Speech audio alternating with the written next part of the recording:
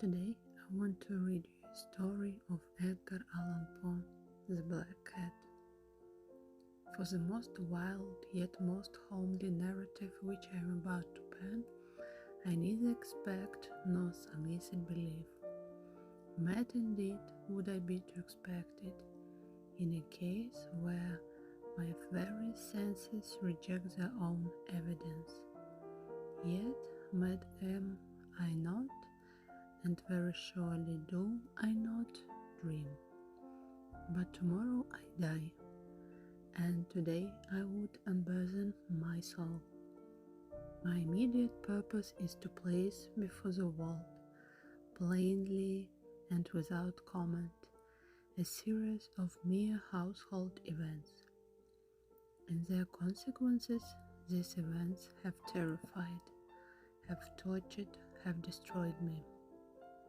Yet I will not attempt to expound them. To me they have presented little but horror. To many they will seem less terrible than barroques.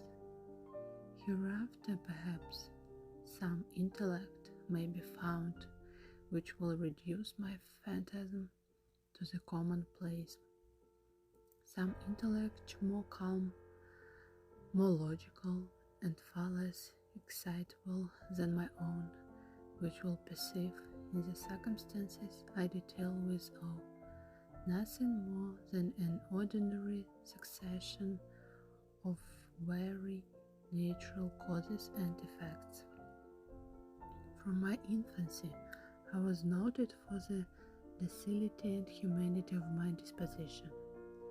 My tenderness of heart was even so conspicuous as to make me the jest of my companions. I was especially fond of animals, and was indulged by my parents with a great variety of pets. With this I spent most of my time, and never was so happy as when feeding and caressing them. This peculiarity of character grew with my growth, and in my manhood I derived from it one of my principal sources of pleasure.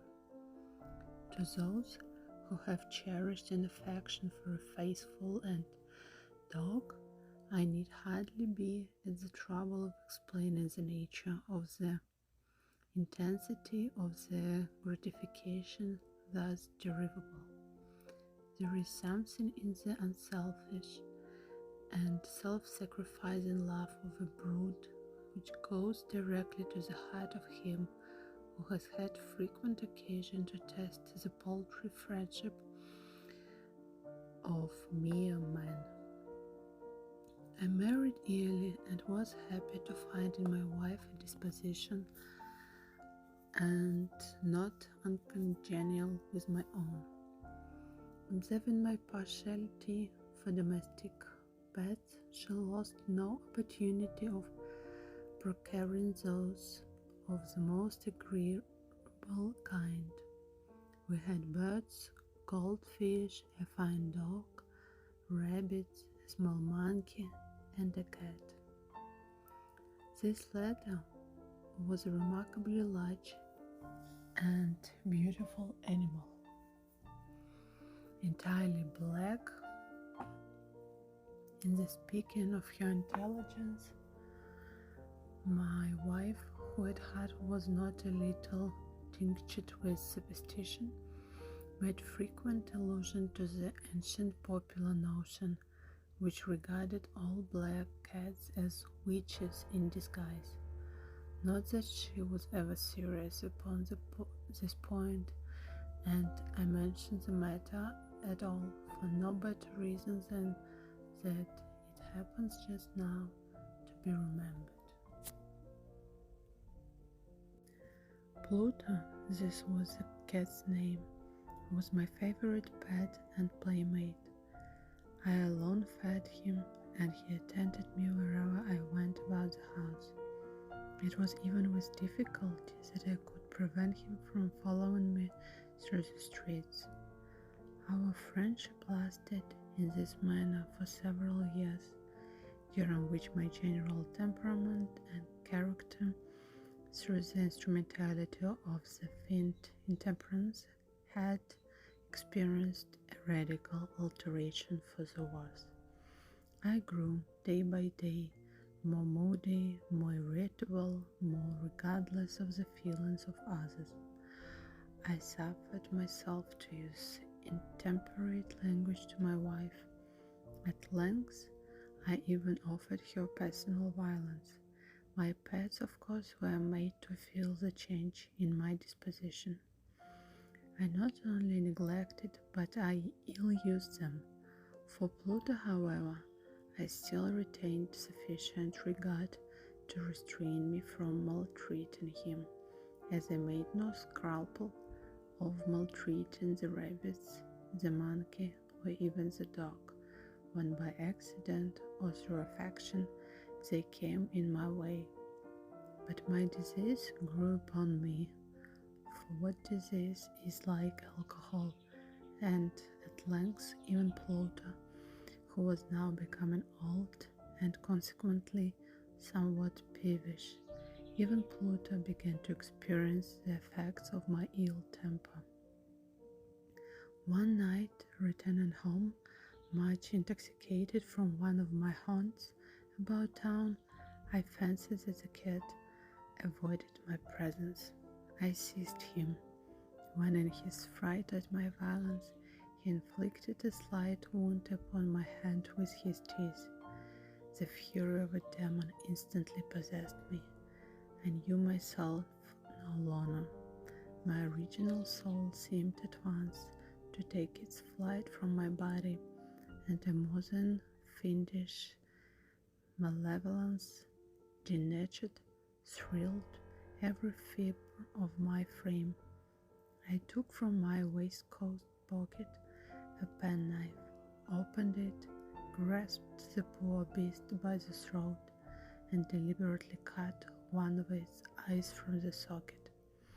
I blush, I burn, I shudder, while I pen the damnable atrocity. When reason returned with the morning, when I had slept off the fumes of the night's debauch, I experienced a sentiment half of horror, half of remorse for the crime of which I had been guilty, but it was at best a feeble feeling, and the soul remained untouched. I again plunged into excess, and soon drowned in wine all memory of the deed. In the meantime, the cat slowly recovered. The socket of the lost eye presented, it is true, a frightful appearance, but he no longer appeared to suffer any pain. He went about the house as usual, but as might be expected, fled in extreme terror at my approach. I had so much of my old heart left as to be, at first, grieved by this evident dislike on the part of a creature which had once so loved me. But this feeling soon gave place to irritation, and then came, as if to my final and irrevocable overthrow, the spirit of perverseness. Of this spirit philosophy takes no account.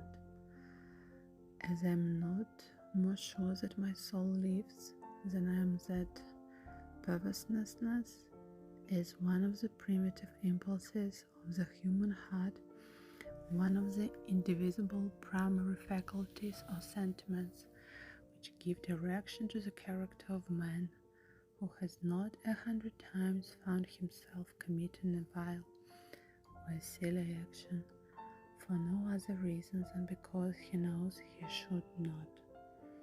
Have we not a perpetual inclination in the teeth of our best judgment to violate that which is law, merely because we understand it to be such? The spirit of perverseness, I say, came to my final overthrow. It was this unfaceable longing of the soul to vex itself, to offer violence to its own nature, to do wrong for the wrong's sake only, that urged me to continue and finally to consummate the injury I had to inflict it upon the unoffended brute. One morning in cool blood, I slipped a noose about its neck and hung it to the limb of a tree. Hung it with the tears streaming from my eyes and with the bitterest remorse at my heart. Hung it because I knew that it had loved me and because I felt it had given me no reason of offense.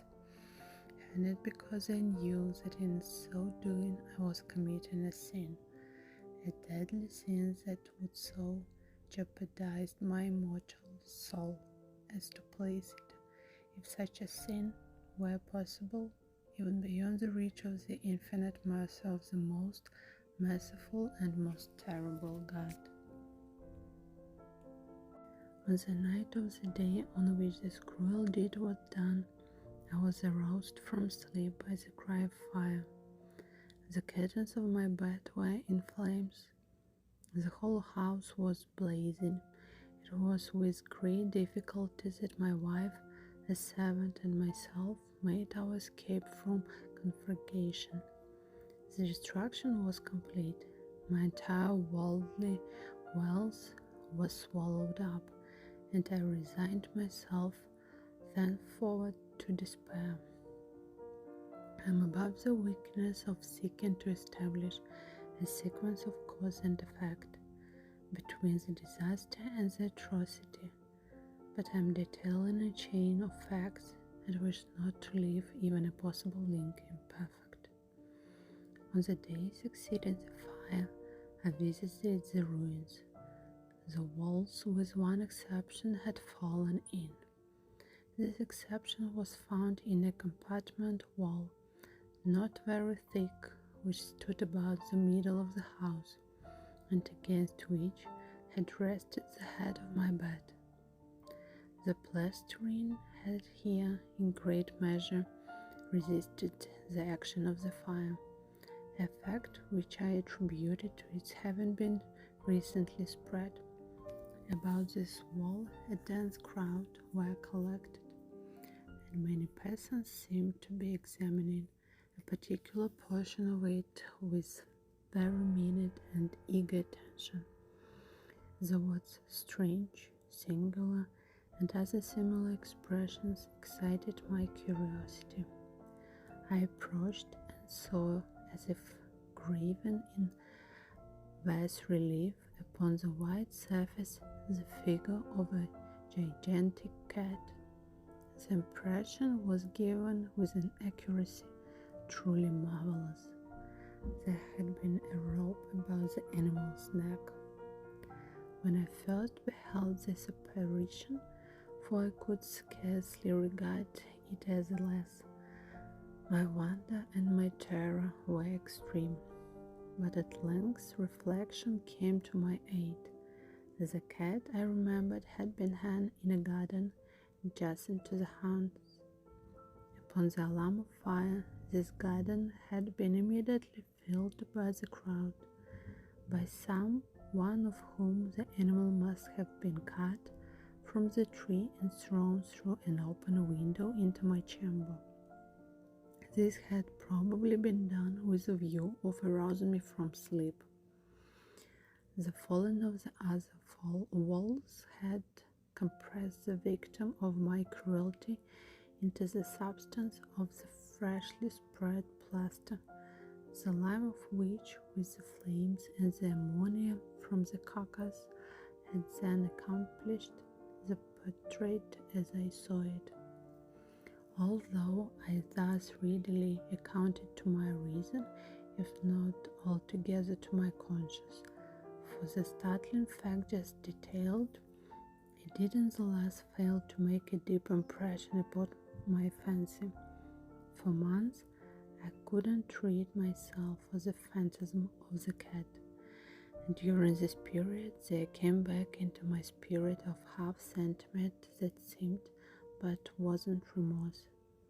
I went so far as to regret the loss of the animal and to look about me among the wild haunts which I now habitually frequented for another pet of the same species, and of somewhat similar appearance with which to supply its place.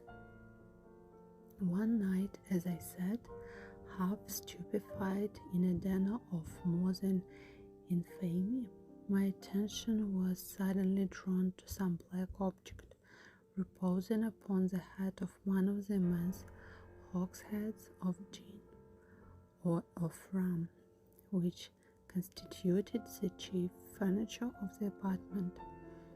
I had been looking steadily at the top of the hogshead for some minutes, and what now caused me surprise was the fact that I hadn't sooner perceived the object thereupon. I approached it and touched it with my hand.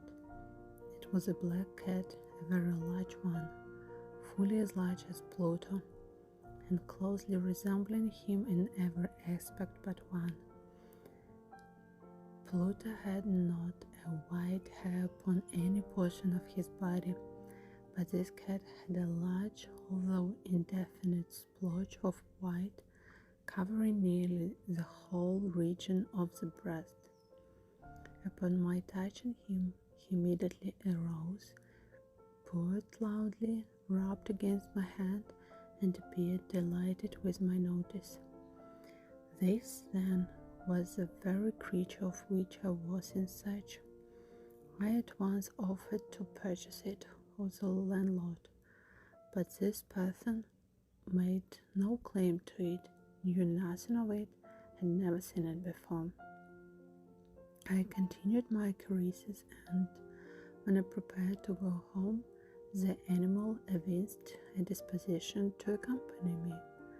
I permitted it to do so, occasionally stooping and petting it as I proceeded.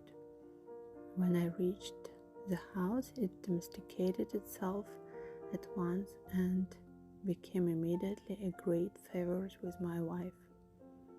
For my own part, I soon found a dislike to it arising with me.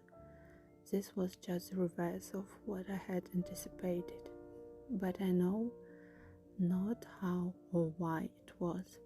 Its evident fondness for myself rather disgusted and annoyed. By slow degrees, these feelings of disgust and annoyance rose into the bitterness of hatred. I avoided the creature. A certain sense of shame and the remembrance of my former deed of cruelty prevented me from physically abusing it. I didn't for some weeks strike or otherwise violently ill-use it, but gradually, very gradually, I came to look upon it with unutterable loathing and had to flee silently from its odious presence, as from the breath of a pestilence. What added, no doubt, to my hatred of the beast was the discovery, on the morning after I brought it home, that like Pluto, it also had been deprived of one of its eyes.